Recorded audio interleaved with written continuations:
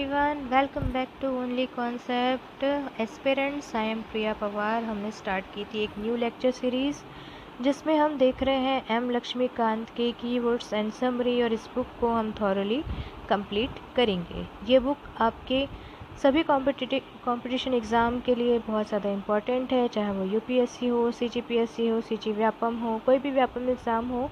हर एक एग्ज़ामिनेशन में इस सब्जेक्ट का वेटेज होता है। ठीक है, तो हमने पढ़ लिया था कंपनी रूल और हम पढ़ने वाले हैं क्राउन रूल। क्राउन रूल का पार्ट 1 कंप्लीट हो चुका है। अगर आपको शुरुआत से इस बुक को फॉलो करना है तो आप जा कर के पीछे वीडियोस देख सकते हैं। तो चलिए स्टार्ट करते हैं आज का लेक्चर।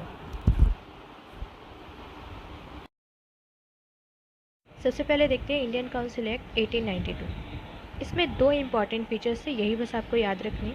पहली चीज़, जो साइज़ और फंक्शन था सेंट्रल और प्रोविंशियल काउंसिल का, उसको बढ़ा दिया गया। साथ ही दूसरा इम्पॉर्टेंट कॉन्सेप्ट ये है कि यहाँ पे लेजिस्लेटिव काउंसिल थे, उनका फंक्शन तो बढ़ा ही, और उनको बजट पे चर्चा करने का पावर भी दे दिया गया। ठीक है, अब बजट पे चर्चा हो सकती थी और क्वेश्चंस भी एग्जीक्यूटिव से पूछे जा सकते थे। ये दो चीज़ आपको याद रखनी है कि सेंट्रल और प्रोविंशियल काउंसिल की साइज़ और फंक्शन बढ़ गए। लेजिस्लेटिव काउंसिल के फंक्शन बढ़ने के साथ साथ उनको ये भी पावर मिली कि आप बजट पे चर्चा कर सकते हो। तो आपको डायरेक्ट क्वेश्चन यहाँ से आता है कि बजट पे चर्चा का प्रावधान भारतीय संवैधानिक इतिहास में कहाँ से लिया गया है। तो भारतीय संवैधानिक इतिहास में भारत परिषद अधिनियम 1892 या Indian council act 1892 gave the power to ask questions over the budget, right. ये जो चीज़ें आपको याद रखनी है, सिर्फ और सिर्फ ये दो चीज़ें। अब देखते हैं भारत परिषद अधिनियम 1919, जिसको हम जानते हैं मॉर्ले मिंटो रिफॉर्म्स के नाम से। लॉर्ड मॉर्ले जो थे वो सेक्रेटरी थे। जैसे कि मैंने आपको बताया था 1858 का तो जो गवर्नमेंट ऑफ इंडिया एक्ट आया था, उसमें क्या प्रावधान किया गया था कि एक सेक्रेटरी ऑफ स्टेट होगा, जिसके अंतर्गत एक 15 मेंबर की काउंसिल होगी जो उसको असिस्ट करेगी। ठीक है, तो यही सेक्रेटरी ऑफ स्टेट उस समय थे लॉर्ड मॉर्ले, और साथ ही लॉर्ड मिंटो जो थे वो वाइसरॉय थे। ये याद रखना है, इसलिए इस एक्ट को मॉर्ले मिंटो रिफॉर्म्स के नाम से भी जाना जाता है। अब इसके इंपॉर्टेंट फीचर्स देख लेते हैं। पहला, लेजिस्लेटिव काउंसिल की साइज़ बढ़ गई सेंट्रल और प्रोविंशियल लेवल पे। ठीक है, अब इंडियंस भी एसोसिएट होने लगे एग्जीक्यूटिव काउंसिल में। ठीक है, सत्येंद्र प्रसाद सिन्हा पहले लॉ मेंबर थे जो अपॉइंट किए गए थे। ये हमको इंडिकेट करता है कि अब इंडियंस का भी एसोसिएशन एग्जीक्यूटिव काउंसिल में हो गया। अभी एग्जीक्यूटिव काउंसिल का कॉन्सेप्ट कहाँ से आया था? रिमेंबर रेगुलेटिंग एक्ट में कहा गया कि एक एग्जीक्यूटिव काउंसिल होंगी जिसमें 4 मेंबर्स होंगे। ठीक है, सत्येंद्र प्रसाद सिन्हा पहले लॉ मेंबर बने। समझ में आ गया आपको कॉन्सेप्ट कहाँ से आया, कैसे रिलेट करके पढ़ना है। अब यहाँ पर बहुत इम्पॉर्टेंट चीज़ आती है, सेपरेट इलेक्टोरेट टू मुस्लिम। तो यहाँ पर से कम्युनलिज्म की शुरुआत हो गई। ठीक है, कम्युनल रिप्रेजेंटेशन की शुरुआत हो जाती है।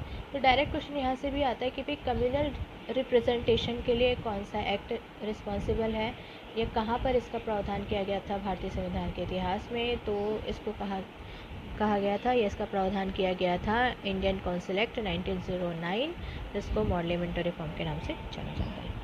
ठीक है, और इसी तरीके से लॉर्ड मिंटो को फादर ऑफ कम्युनल इलेक्टोरेट कहा जाने लगा, और नॉन ऑफिशियल रेजोल्यूशन भी काउंसिल में आप पास किए जा सकते थे।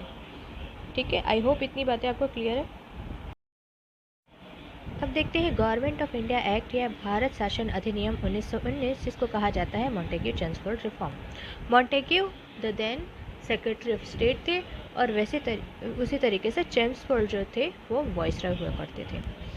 अब इसके इम्पोर्टेंट प्रावधान देख लेते हैं कि यहाँ पर जो सेंट्रल का कंट्रोल था प्रोविंसेस के ऊपर में, उसको थोड़ा रिलैक्स कर दिया गया।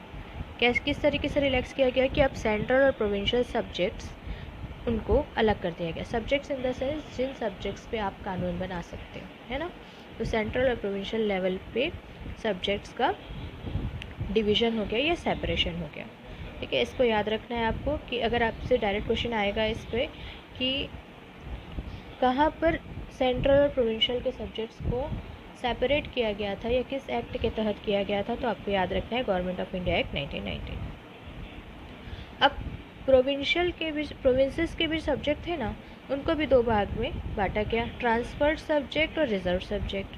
ट्रांसफर सब्जेक्ट कौन एडमिनिस्ट्रेशन कर सकता था इसका, तो गवर्नर कर सकते थे, ठीक है, गवर्नर या वाइसरॉय कर सकते थे मिनिस्टर्स की सहायता से।